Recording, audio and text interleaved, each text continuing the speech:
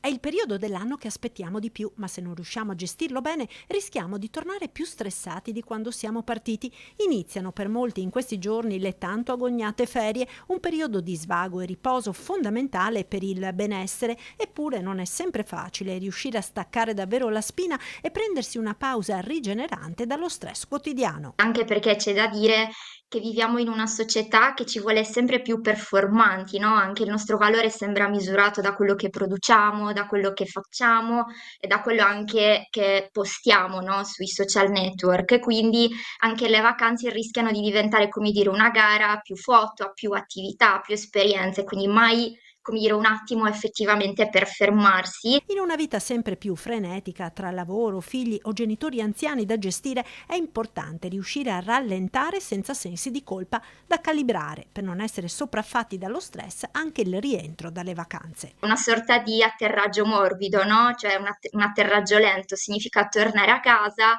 con un po' di giorni di anticipo per permettersi un attimo di rilassarsi, di rimettere a posto le cose e capire anche un attimo se c'è qualcosa, qualche nuova consapevolezza da queste vacanze che vogliamo portarci via nella nostra nuova quotidianità.